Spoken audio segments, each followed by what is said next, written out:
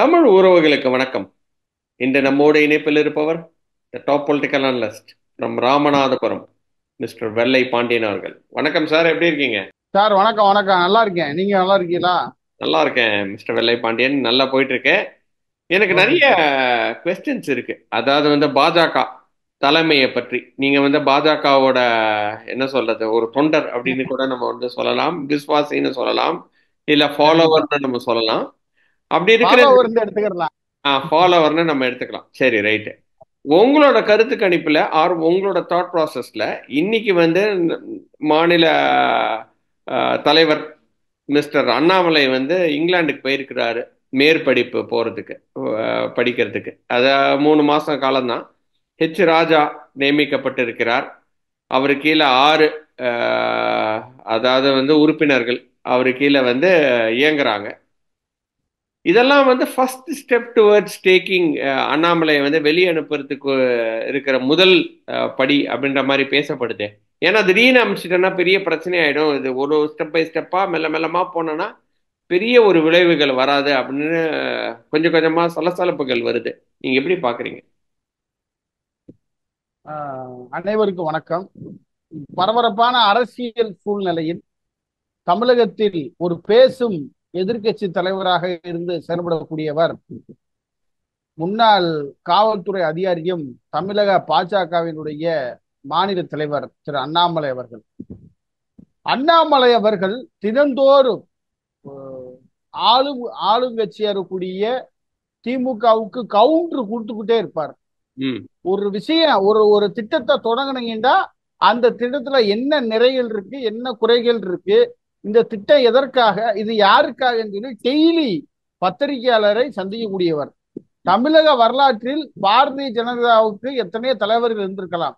பொன் ராதாகிருஷ்ணனை தொடங்கி, தமிழிசை தொடங்கி, சிபி ராதாகிருஷ்ணன் தொடங்கி, பல்வேறு முருகனை தொடங்கி பல்வேறு தலைவர்கள் அலங்கரித்த பதவியில் அண்ணாமலைக்கு மட்டும் ஒரு மகுடம் சூட்டியது போல்தான் இந்த மாநில தலைவர் பதவி என்பது இருந்தது. இப்ப இதை எப்படி பார்க்கணும்னா, ஒரு அரசியல் கட்சி தலைவர்கள் என்பவர் நல்ல படித்தவர், ஒரு பண்பாளர், எல்லா விஷயத்தையும் நாட்டு மக்களுக்கு அடிப்படையான ஒவ்வொரு விஷயமா எடுத்து கூறுகிறார். சில நேரம் உண்மையை பேசும் பொழுது பலருக்கு கசக்கத்தான் செய்யும். ம். அத உண்மை.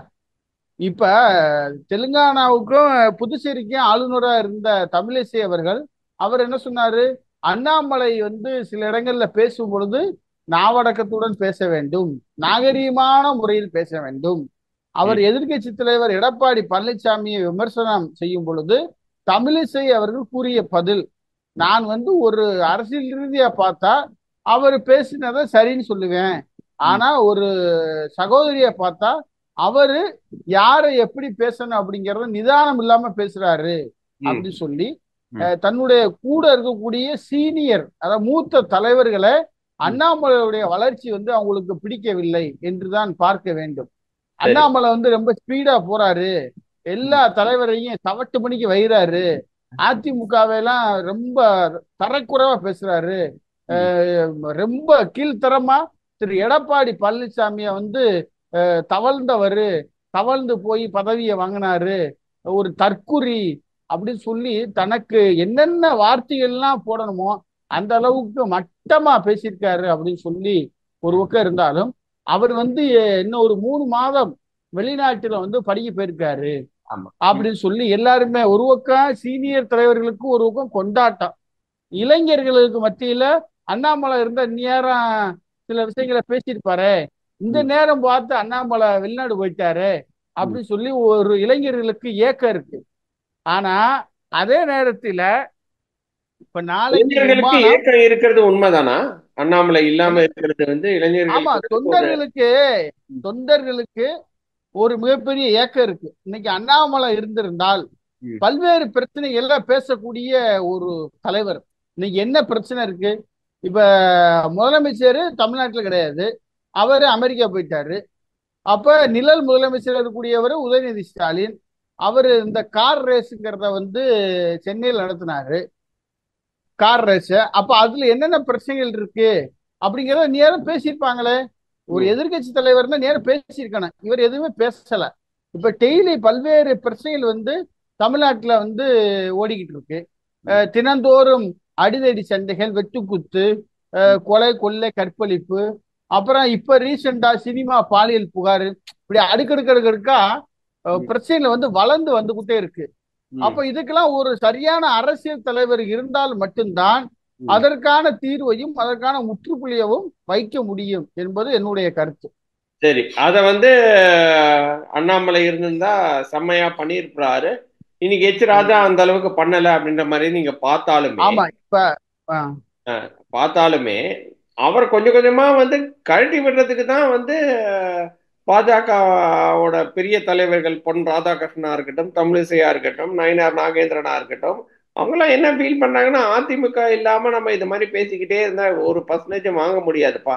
அதனால வந்து முதல்ல அண்ணாமலையை கழட்டி விடு அப்படின்ற மாதிரி அந்த கழட்டி விடுறதுக்கான முதல் ஸ்டெப்பு தானா இது? அதை எப்படி பாக்குறீங்க? அதுதானே நம்மளோட சார், இவர முக்கியமான- ம். பாரதிய ஜனதா கட்சியில அண்ணாமலைய கலட்டி விடணும்டா முதல்ல இவரை அரசியல்லே சேர்த்திருக்க மாட்டாங்க.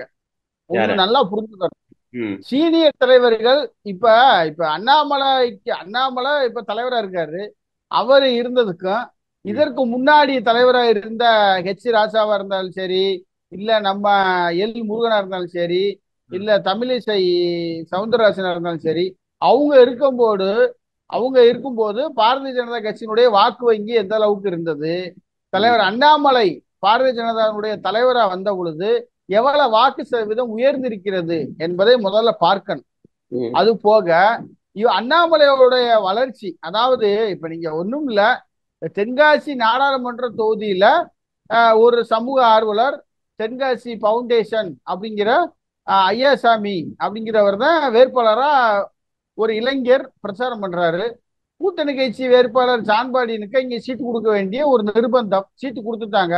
அவங்க ம். என்ன சொல்றாங்க, ஐயாசாமிக்கு கொடுத்திருந்தா ஜெயிச்சிருப்பார்ல, நீங்க ஏன் ஜான்பாண்டியன் கொடுத்தீங்க?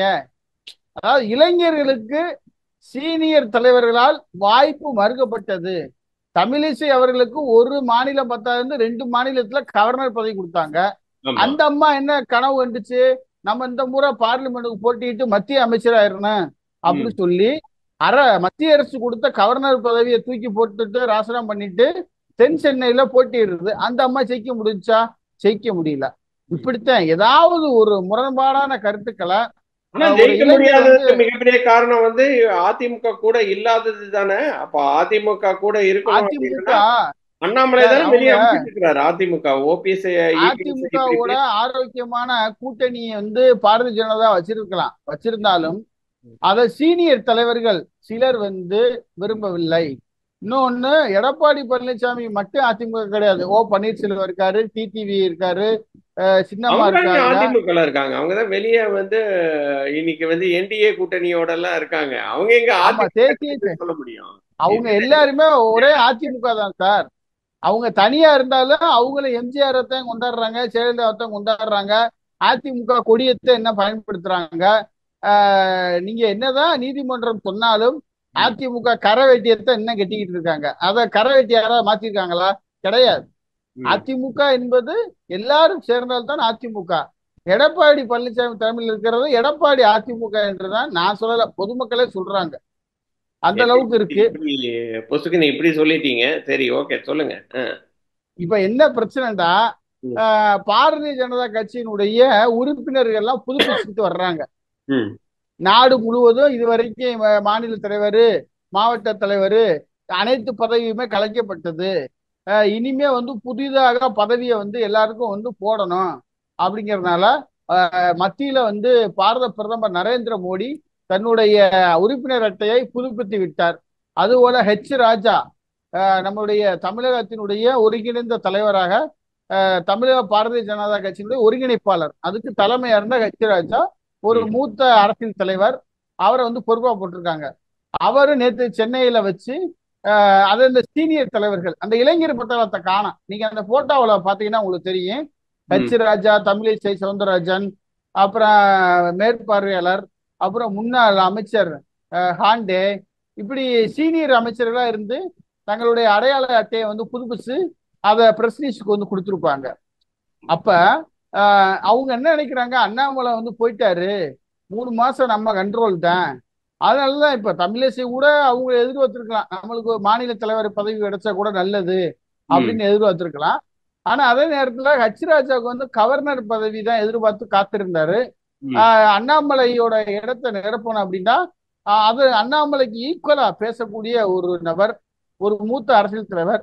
எந்த அரசியல் கட்சி தலைவரை எப்படி விமர்சனம் அவர்கள் திருப்பி செய்தால் அண்ணாமலைக்கு திருப்பி அந்த பதவியை கொடுப்பாரு அப்படின்னு நீங்க நினைக்கிறீங்களா? இன்னைக்கு வந்து அவரால வந்து இப்போ மோடியோடையும் அமித்ஷாவோடையும் பேச முடியும்.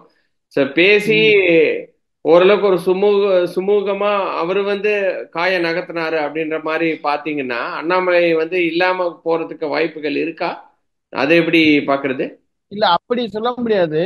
அமெரிக்காவுக்கு படிக்கத்தே அனுப்பியிருக்காங்க. அதாவது என்ன சொல்றாங்க, ம், இந்திய அரசியலை அண்ணாமலை அவர்கள் சரியாக படித்து சரியான முறையில் பாரதிய ஜனதாவை வழிநடத்துகிறார், அவர் உலக அரசியலையும் கற்றுக்கொள்ள வேண்டும் என்பதற்காகவே கட்சியே அண்ணாமலையே அப்ளை பண்ணல, அந்த ம், யூனிவர்சிட்டிக்கு வந்து பாரதிய ஜனதா கட்சியினுடைய மேலிட பொறுப்பாளரே அப்ளை பண்ணி ம், அவருக்கு வந்து இந்த இடத்த தேர்வு பண்ணி இங்க போய் படிச்சுட்டு வா, ஒரு ம், 3 மாதத்துக்கு உலக அரசியலை நீ படிச்சுட்டு வரணும்னு சொல்லி அவங்க அனுப்பியிருக்காங்க, மேலிடத்துல இருந்து அனுப்பியிருக்காங்க.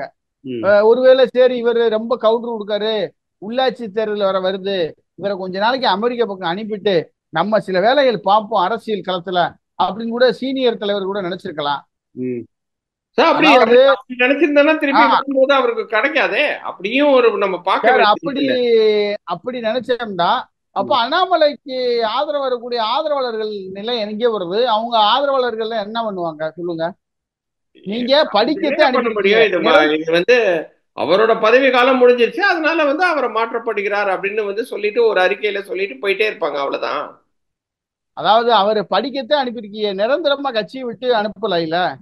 கட்சியை விட்டு எதுக்கு அனுப்புறாங்க? அவரு வந்து இன்னொரு காரியகர்த்தாவா இருப்பாரு. வேற ஏதாவது பொறுப்பு போட்டாலும் அவர் சுதந்திரமா செயல்பட முடியாது. ஏன்னா மாநில தலைவர் கட்டுப்பாட்டுல தான் மற்ற ம். நிர்வாகிகள் இருக்க முடியும். சரி. அப்ப அப்படி அந்த இருக்க மாதிரி ஒரு பட்சத்தில் மாற்றம் நடக்காது அப்படின்னு தான் நீங்க பாக்குறீங்க இல்லையா? மாற்றம் தேவை. அந்த மாற்றம் வந்து ரொம்ப நிதானமா தான் போகணும். ம். எடுத்தேன் கவுத்தேன்னு போச்சுன்னா அது ஃபெயிலியர்ல இதாயிரும், அது மிகப்பெரிய ஏமாற்றத்துல போய் முடியும் சொல்றேன். சோ அப்ப இப்போதைக்கு மாத்த மாட்டாங்க. ஆனா மாத்துறது அவரை மாத்துறது நல்லது அப்படின்ற மாதிரி நீங்க பாக்குறீங்க. ஆமா ஆமா ஆமா. ஏன் மாத்தணும்னு நினைக்கிறீங்க அவரை? ஏன் நல்லா தானே பண்ணிட்டு இருக்கிறாரு, நீங்க தானே சொல்லிட்டு இருக்கீங்க நல்ல இல்ல சார், சூப்பரா. இப்ப அண்ணாமலை வந்து சடனா மாத்த வேணாம். சரி. அவருக்கு வந்து இப்ப 3 மாசம் படிக்க போயிருக்காரு. இந்த 3 மாசத்துல ஹச்ராஜா அவருடைய அரசியல் என்ன பண்றாரு அப்படிங்கறத நம்ம பொறுத்திருந்து பார்க்கணும் ஃபர்ஸ்ட். சரி. ரெண்டாவது, இந்த கட்சி மேலிடம் திரு ராஜாவுக்கு என்னென்ன அதிகாரங்கள் கொடுத்திருக்கிறது, ம். அவர் தலைவரான உடனே அந்த நம்ம பாரதிய ஜனதாவுக்கு இப்ப தலைமை ஒருங்கிணைப்பாளர் ம். ஆன உடனே அவர் யாரு போய் பார்த்தாரு? தமிழக கவர்னர் ரவியை போய் பார்த்தாரு. ம். ரவியை பார்த்து இந்த தமிழக அரசினுடைய செயல்பாடு எப்படி இருக்கு, அதுல என்னென்ன பிரச்சனைகள்லாம் இருக்கு, அதுக்கு நம்ம எப்படி முட்டுக்கட்டை போடலாம், அதுக்கு என்னென்ன பண்ணலாம், இவங்க நம்ம மத்திய அரசு திட்டத்தை ஆதரிக்கிறாங்களா, மத்திய அரசு இருந்து எவ்வளவு வருவாய் வாங்குறாங்க, அதை மக்களுக்கு போய் சேருதா அப்படின்னு சொல்லி அவர் கும்பகோணத்துல வச்சு ஒரு பேட்டி கொடுத்தாரு. இந்த ம். திராவிட அரசு வந்து ரொம்ப இது பண்ணுது, ஊழல் பண்ணுது, திரு அமைச்சர் பொன்முடி வந்து உயர்கல்வியில ஏகப்பட்ட ஊழல் பண்ணியிருக்காரு, அவர் உயர்கல்வித்துறைக்கு அமைச்சராவதற்கு ஒரு தகுதி இல்லாத ஒரு தற்குறி பொன்முடி அப்படி சொல்லி கடுமையா கும்பகோணத்துல வச்சு விமர்சனம் பண்ணாரு. ம். இப்ப நீங்க பார்த்துருப்பீங்க. அப்படிங்கும்போது கொஞ்சம் பொறுத்திருந்து தான் சார் பார்க்கணும். பொறுத்து அண்ணாமலை இருந்து தான் பார்க்கணும். பொறுத்து இருந்து பார்த்துட்டு எப்படி அண்ணாமலை எப்படி திருப்பி வராரா இல்லையா அப்படின்ற மாதிரி நம்ம பார்த்து. வர்றாரா இல்லையான்னு வெயிட் பண்ணுவோம். ஆனா செப்டம்பர், அக்டோபர், நவம்பர், ஆனா நீங்க டிசம்பர்ல நீங்க வந்து வருவாரு. இன்னும் நினைக்கிறீங்களா அதிமுகவும் நம்ம பாஜகவும் சேர்ந்தா நல்லதுன்னு நீங்க வந்து நினைக்கிறீங்களா இன்னும்? ஏன்னா இல்ல வந்து அதாவது ஒவ்வொரு மாநிலத்திற்கும் மிக பெரிய அரசியல் கட்சியினுடைய வாக்கு வங்கி தேவை. கூட்டணி இருந்தா தான் ஜெயிக்க முடியும். இப்ப சந்திரபாபு நாயுடு வந்து இருக்காரு ஆந்திராவுல. சந்திரபாபு நாயுடு மட்டும் நின்றா ஜெயிச்சிருக்க முடியுமா? பவன் கல்யாணோட நின்னு ஆஹ் நின்னதுனால ஜெயிக்கிறாரு பவன் அப்படின்னு சொல்றீங்க. கல்யாணோட அவர் சவாரி செய்யறாரு. அப்ப அவருக்கு ஆதரவா பாரதிய ஜனதா கட்சியும் உறுதுணையா இருக்கு. ம். இன்னைக்கு என்ன சொல்றாரு? ஆந்திர மாநிலத்தில் நாங்கள் மதமாற்றம் சட்டத்தை எதிர்ப்போம். ம். அதே மாதிரி பல்வேறு விஷயங்களை பாரதிய ஜனதாவுக்கு ஆதரவா ஆந்திர மாநிலம் முழுவதும் பல்வேறு திட்டங்களை அவர் அமல்படுத்த தயாராகி விட்டார். ஓகே. சோ இனிமேல் தான் அந்த ஒரு 3 மாசம் கழிச்சு தான் தெரியும். இப்போதைக்கு நம்ம பேசிட்டே இருக்க ஆமா. வேண்டியது 3 மாசம் கழிச்சு இப்போதைக்கு அண்ணாமலை வந்து திருப்பி வரும்போது. முதல்ல உறுப்பினர் சேர்க்கை, ம். உறுப்பினர் சேர்க்கை அதை ஆன்லைன் மூலியமாவும் சேர்க்கலாம், இல்ல ம். காரியகர்த்தா கூட்டம் போடலாம். அப்புறம் மகளிர் அணி, இளைஞர் அணி, விவசாய அணி, மத்திய அரசு சார்ந்த திட்டங்கள் அணின்னு சொல்லி பல்வேறு அணிகள் இருக்கு. அதுக்குள்ள உங்க ஆளுகள் நியமிக்கணும். ம். அதற்கு முன்பாக சரியான மாவட்ட தலைவரை இந்தியா முழுவதும் பாரதிய ஜனதா போட வேண்டும். ம். அப்புறம் மாவட்ட தலைவரை போட்டா மாநில தலைவர்களை நியமிக்கணும். இப்படி பல நிர்பந்தத்துல மத்திய அரசு இருக்கு. குறிப்பாக 2026 சட்டமன்ற தேர்தல் ம். இன்னும் ஒரு மிஞ்சி போனா ஒரு 15 மாதங்கள் தான் இருக்கிறது. அப்போ அவங்க அதற்கான வேலைகள்லாம் பார்க்கணும். பல்வேறு இப்ப ஹரியானாவுல அடுத்த தேர்தல் வருது. இப்படி ஒவ்வொரு மாநிலத்திலையும் தேர்தல் வரப்போகிறது. அப்போ அதற்கான வேலைகள் எல்லாம் நம்ம பார்க்கணும்ல. ஆமா, ஹரியானால வருது, காஷ்மீர்ல வருது, அதுக்கு மேல ரொம்ப முக்கியமா காஷ்மீர்ல வந்து வருது. மகாராஷ்டிரால அப்ப வருது. அடுத்த கட்ட நகர்வை நோக்கி பாரதிய ஜனதா தன்னுடைய நிலைப்பாட்டை எடுத்திருக்கிறது அப்படின்னு தான் பார்க்கணும். சரி. இந்த டாபிக்லயும் லைட்டா இந்த சைடு வந்தீங்கன்னா, கவர்னரை போய் பார்த்தாரு அப்படின்ற மாதிரி ராஜா போய் பார்த்தாருன்னு நீங்க சொன்னீங்க. அதே மாதிரி கவர்னர் வந்து இன்னைக்கு வந்து என்ன சொல்லியிருக்கிறாரு அப்படின்னா வந்து, தமிழ்நாடு விடுதலை போராட்ட தியாகிகளை வந்து மறைக்கப்பட்டிருக்கிறார்கள், பாடப்புஸ்தகத்திலேருந்து ஹிஸ்டரியிலேருந்தே மறைக்கப்பட்டு இருக்கிறார்கள். இதை வந்து திராவிடம் அவங்க தான் வந்து கம்ப்ளீட்டா மறைச்சு தமிழ்நாடு இண்டிபெண்டன்ஸையே வந்து தலைகீழா புரட்டி போட்டாங்க அப்படின்ற மாதிரி இன்னைக்கு வந்து ஒரு பேட்டி ஒன்று கொடுத்திருக்கிறாரு. அதை எப்படி பாக்குறீங்க? மாண்புமிகு திராவிட அவர் கரெக்டா சொல்லியிருக்கிறது என்னன்னா, திராவிட இயக்க பொய் வரலாறே இடம்பெற்றுள்ளது என்றும் உண்மையை உடைத்து பேசிய தமிழக ஆளுநர், தமிழக விடுதலை போராட்ட வீரர்களின் வரலாறு இடம்பெறவில்லை அப்படின்ற மாதிரி போட்டிருக்கிறார். நீங்க எப்படி பாக்குறீங்க அது? தமிழக ஆளுநர் திரு ரவி அவர்கள் ஒரு சால சிறந்த உண்மையை உலக மக்களுக்கு எடுத்து கூறியிருக்கிறார். ம். நான் அவருடைய பதிவை பார்த்துட்டு இன்னைக்கு அவருக்கு நான் நன்றி சொல்லி ஸ்டேட்டஸ் வச்சிருக்கேன். ஓகே. ம். நன்றி ஓகே. சொல்லி நான் அவருக்கு ஸ்டேட்டஸ் வச்சிருக்கேன். என்ன ம். காரணம்டா, இந்திய விடுதலை போராட்டம், அதாவது இந்தியாவின் முதல் சுதந்திர போராட்ட வீரர் அப்படின்னா யாரு? மாமன்னர் பூலித்தேவர். அவருடைய ம். 309வது பிறந்த நாள் விழா செப்டம்பர் 1 நாடு முழுவதும் ம். கொண்டாடப்பட்டது. ம். நீங்க தமிழக வரலாறுல என்ன சொல்றீங்க? ம். வீரபாண்டி கட்டபொம்மன் சொல்றீங்க. ஆமா. வீரபாண்டி கட்டபொம்மனுக்கு முன்பாகவே போராடி இந்த நாட்டுக்காக தியாகம் செய்து வெள்ளையனை எதிர்த்து வெள்ளையன ஏகாதிபத்தியத்தை முறியடித்த ஒரு மாமன்னர் என்றால் அது பூலித்தேவர் தான். அவர்தான் இந்தியாவின் முதல் சுதந்திர போராட்ட வீரர். ம். சரி, ரைட்டு, இது ஒரு பக்கம் இருக்கட்டும். நீங்க தமிழக பாட புத்தகத்தை எடுத்தீங்கன்னா திராவிட இயக்க வரலாறு அது யாருக்கு? ம். பெரியார் என்ன செய்தார், அண்ணா என்ன செய்தார், கலைஞர் வர, உதயநிதி ஸ்டாலின் வரை நாளைக்கு பாட புத்தகத்துல சேர்ப்பாங்க சார். அதை ம். வரக்கூடிய தலைமுறை எல்லாம் படிக்கணும்னு தேவையா இருக்கு. ம். இந்த ஏங்க அதுவும் நாட்டுக்காக அது தெரிஞ்சுக்கிறதுனால தவறு இல்லையே. ஏன் வந்து சார், இந்த அதாவது பெரியார பத்தி இந்திய வந்து சமூக நீதி, நம்மளுடைய பெண் விடுதலை, அதுக்கப்புறம் வந்து கோயில் போராட்டங்கள், இதெல்லாம் வந்து பெரியார் பண்ணது. அதாவது அவர் மேல நிறைய விமர்சனங்கள் இருந்தாலுமே. பெரியார் மட்டும் பண்ணிதான் நாட்டுக்கு சுதந்திரம் கிடைச்சா, இல்ல அண்ணா வந்து பண்ணிதான் இந்த நாட்டுக்கு சுதந்திரம் கிடைச்சா? லட்சம் லட்சம் தியாகிகள் சிந்திய ரத்தத்தினால்தான் இந்த பாரத நாட்டுக்கு சுதந்திரம் கிடைத்தது. ம். அதை யாருமே நீங்க மறுக்கலையே. நம்ம யாருமே அதை மறுக்கவே இல்லையே. நம்ம மறுக்கல. அவர் இப்ப என்ன பிரச்சனை நான் உங்களுக்கு சொல்றேன். ம். நம்முடைய கவர்னர் அவர்கள் இதற்கு முன்பாக மணிப்பூர் மாநிலத்துக்கு ஆளுநராக இருந்தவர். ம். அவர் காவல்துறையில் சிஆர்பிஎஃப் ஒரு உயர் பதவியில் ராணுவத்தில் இருந்தவர். ம்.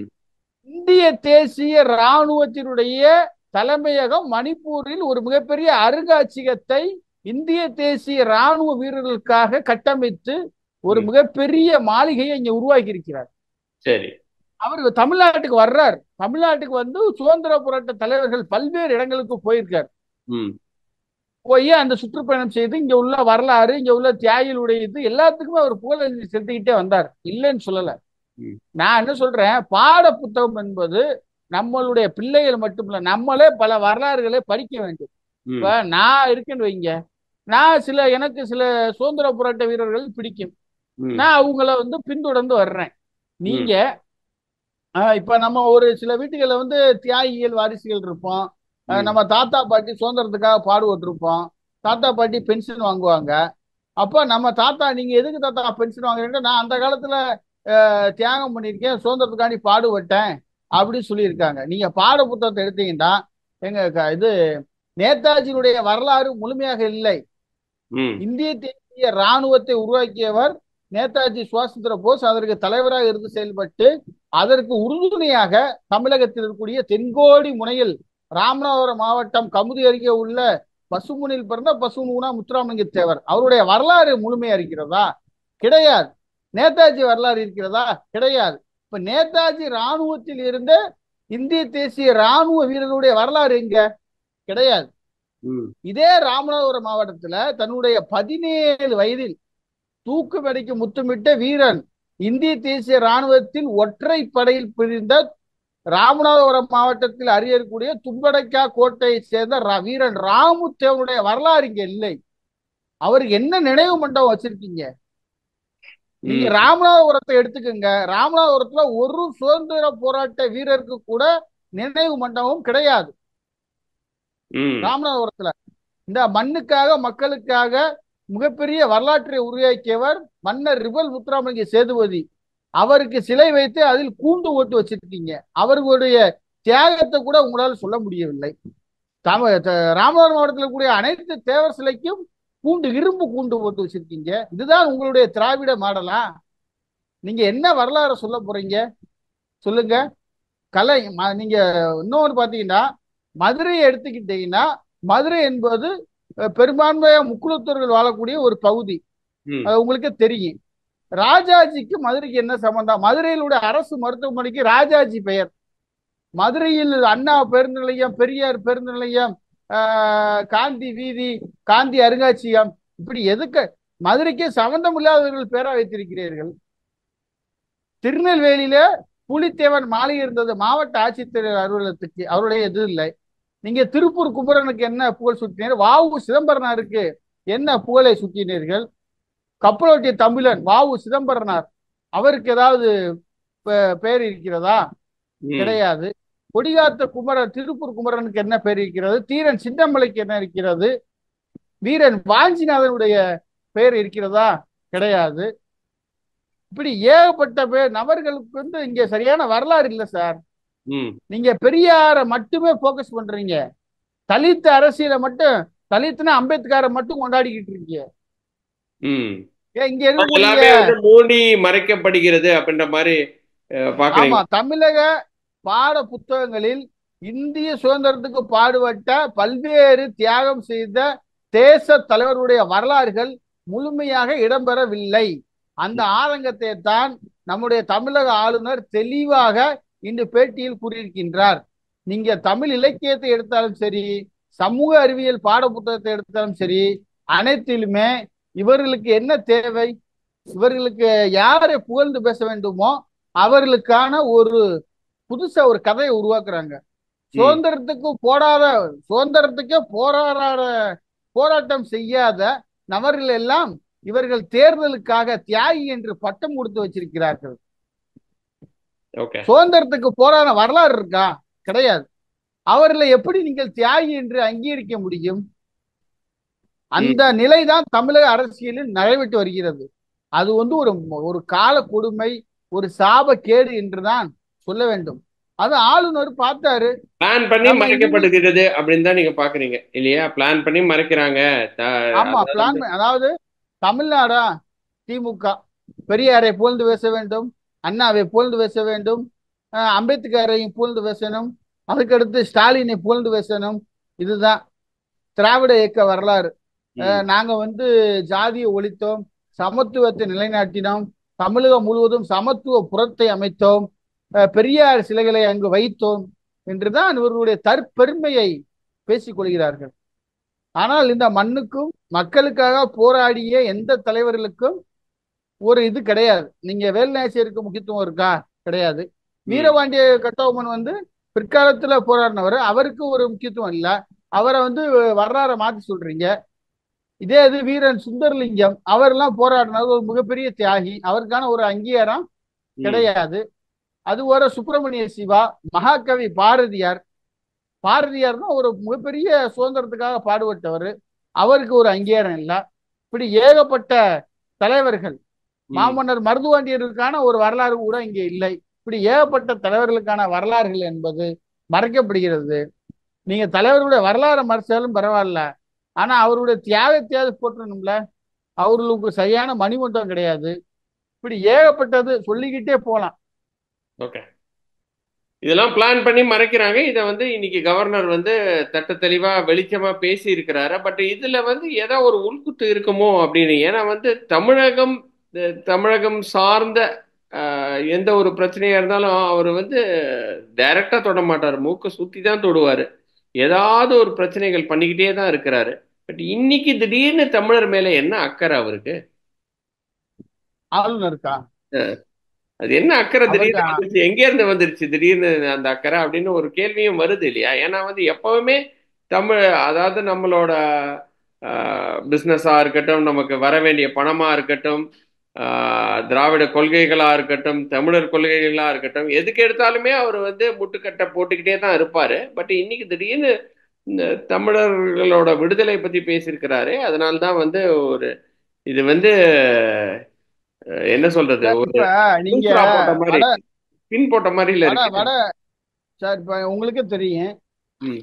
வட வட தமிழகத்துல, வட இந்தியாவில் வட ம். இந்தியாவில் நேதாஜி சுபாஷ் சந்திர போஸுக்கு ஒரு மிகப்பெரிய மரியாதை. ம். கடந்த காங்கிரஸ் ஆட்சியை விட தற்போது இருக்கக்கூடிய பாரதிய ஜனதா ஆட்சி இந்தியா முழுவதும் பல்வேறு இடங்களில் அவருடைய சிலையை நிறுவியது. அந்தமானில் கூட ஒரு தீவுக்கு நேதாஜி பெயர் வைத்துள்ளது. ஒடிசாவில் பல்வேறு, அவர் பிறந்த ஊர்ல மிகப்பெரிய போக்குவரத்து நிலையங்களுக்கெல்லாம் நேதாஜி பெயரை வைத்துள்ளார்கள். ம். நேதாஜி பேர்ல விமான நிலையங்கள், ஐஎன்ஏவுக்கு வந்து ஒரு அருங்காட்சியகம், டெல்லி கோட்டையில நேதாஜிக்கு சிலை, இப்படி ஏகப்பட்டது சொல்லிக் கொண்டே போகலாம் ம். நேதாஜி. இப்ப ஒவ்வொரு மாநிலத்துக்கும் ஒவ்வொரு சுதந்திர போராட்ட தலைவர்கள் ரொம்ப வில் பவரா இருப்பாங்க, தன்னை ம். அர்ப்பணிச்சு போராடி இருப்பாங்க. அப்ப அந்தந்த மாநிலத்துக்கான ஒரு தலைவர்கள் யாரு, அவங்களுடைய தியாகம் என்ன, இந்த மாணவர்களும் இந்த இளைஞர்களும் அவர்களை நீங்க எப்படி போட்டி வரணும். தமிழ்நாட்டுல தமிழ் வளர்ச்சி துறைன்னு சொல்லி ஒன்று இருக்கு. ம். தமிழ் வளர்ச்சி துறை சார்பாக ஆண்டு முழுவதும் பேச்சு போட்டி, கற்ற போட்டி நடத்துவது வழக்கம். தமிழ் வளர்ச்சி துறையில் தமிழ் பத்தி யாரை பத்தி பேசணும் சொல்லுங்க, நீங்க சொல்லுங்க. விடுதலை போராட்டம் பத்தி பேசணும், தமிழர் தொன்மையை பத்தி பேசணும், தமிழர் கலாச்சாரத்தை பத்தி பேசணும், நம்மளோட ராஜராஜ சோழன், ராஜேந்திர சோழன் அந்த மாதிரி வந்து பேசணும். எதை வேணா பேசலாம். நிறைய இப்ப நீங்க நிறைய சொன்னீங்க விஷயங்கள் வந்து நம்மளோட தமிழ் ராஜராஜ மொழியை சோழன், ராஜேந்திர சோழன், ஒரு திருக்குறளை பத்தி பேசலாம், திருவள்ளுவரை பத்தி பேசலாம். பேசலாம், ரைட், பாரதியாரை இது பத்தி தமிழ் பேசலாம். வளர்ச்சி துறையினுடைய வேலை. ம். நீங்க தமிழ் வளர்ச்சி துறை என்று பெயரை வைத்துக் கொண்டு அண்ணல் அம்பேத்கரை பத்தி பேச வேண்டும், தந்தை பெரியாரை பத்தி பேச வேண்டும், அதுக்கு அடுத்த அண்ணாதுரை பத்தி பேச வேண்டும். இந்த இந்த பெரியாருக்கும் இந்த அண்ணாதுரைக்கும் கலைஞருக்கும் ஏதாவது தொடர்பு இருக்கிறதா? இவர்கள் தான் இந்த தமிழை வளர்த்தார்களா? ம். லட்சக்கணக்கான நூல்களையே ஆங்கிலத்தில் மொழிபெயர்க்கும் பொழுது தவறாக பெயர்த்து விட்டார். அப்படிப்பட்ட நூல்கள் எல்லாம் தீய வச்சு கொளுத்தி திருக்குறளை வந்து ஒருத்தன் மொழிபெயர்த்து தப்பா போடுறான்னு சொல்லி தமிழுக்காக ஒரு சங்கத்தை உருவாக்கி, நான்காம் தமிழ் சங்கம் என்று மதுரையில் உருவாக்கி, வள்ளல் பொன் பாண்டித்துரை தேவர் அவருக்கு ஏதாவது நீங்கள் மகுடம் சூட்டியிருக்கிறீர்களா? மதுரையில் அவர்களுக்கு ஒரு நினைவிடம் கூட இல்லை, ஒரு சிலை கூட சரியாக வைக்கப்படவில்லை. ம். சரி, தமிழ் தமிழ் என்று தன்னை அர்ப்பணித்து வாழ்ந்தாரே மகாகவி பாரதி, அவருக்கு ஏதாவது ஒரு புகலிடம் இருக்கிறதா? நீங்கள் வெளிநாட்டு தலைவர்கள் எல்லாம் இங்கு உள்ள தமிழ் இலக்கியத்தையும் தமிழ் மொழியவும் படித்துவிட்டு நூல்களை மொழிபெயர்த்தார்கள், தமிழுக்காக அர்ப்பணித்தார்கள் என்று அவர்களுக்கு வெளிநாட்டில் போய் சிலை வைத்து வருகிறீர்கள். அவர்களுடைய நினைவிடத்துக்கு புதுப்பித்து அங்கே கோடிக்கணக்கில் செலவழிக்கிறீர்கள். நீங்கள் தமிழ் மொழிக்காக தியாகம் செய்த லட்சக்கணக்கான புலவர்கள், லட்சக்கணக்கான மன்னர்கள், அவர்களுக்கு எந்த தியாகம் செய்யவில்லை. இல்ல தமிழ் மொழி தன்னுடைய காலத்திலே தமிழ் உச்சரிப்பு, தமிழுடைய பேச்சு அனைத்தையும் பாதுகாத்த இந்த புலவர்களை தியாகத்தையாவது போற்ற வேணாமா? நீங்க அவர்களை பேரை வச்சு நீங்க எந்த போட்டியும் நடத்துவதில்லை, அவருடைய தியாகத்தை போற்றுவதில்லை. உங்களுக்கு தெரிஞ்சதெல்லாம் பெரியாரும் அண்ணாவும் கலைஞரும் மட்டும்தான், வேற யாருமே கிடையாது. ரொம்ப ரொம்ப நன்றி உங்களோட இன்னைக்கு பேசினதுல. இன்னொரு வீடியோவில் சந்திக்கிறேன் மிஸ்டர் வெள்ளை பாண்டியன். அதுவரை நன்றி, வணக்கம்.